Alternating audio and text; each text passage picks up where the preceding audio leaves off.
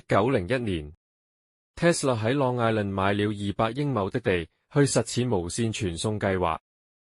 這個建於紐約素林地區的實驗室，其主建築是由聞名的建築師 Stanford White 為這個專案而特別設計的。那個 Wardenclyffe Tower 高57公尺，頂着直徑17公尺的金屬半圓形球體，塔底連着37公尺長的鐵枝深入地下，另外還有16根鐵管深入90公尺的地底。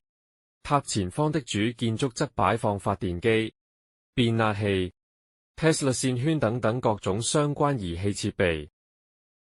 原本計劃的 Wardenclyffe Tower 應該建成180公尺的高度，只需散布全球不同地方去興建30座同樣的塔，就能構成那全天候通訊與電力傳輸網絡。但經建築師估算實際需要金額後，建造一座高塔就要耗費45萬美元，以他能使用的資金相差甚遠，只好改變設計，先興建小型的 Wardenclyffe Tower 進行實踐，等結果來吸引資金來完成餘下的計劃。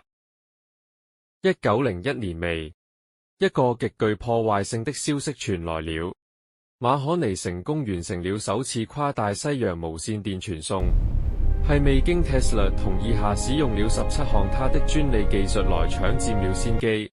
當 J.P. Morgan 知道馬可尼完成簡化後的傳送實驗後，以及知道 Tesla 所倡導不需要電線桿、不用裝電表的無線供電後，立即撤資。這對 Tesla 來說帶來致命一擊。Tesla 不死心，就此完結，每個月仍持續寫信求 J.P. Morgan 繼續投資，但不為所動。J.P. Morgan 不客氣地說明他只求利益，不是在做善事的。1903年，Tesla 陷入財務危機，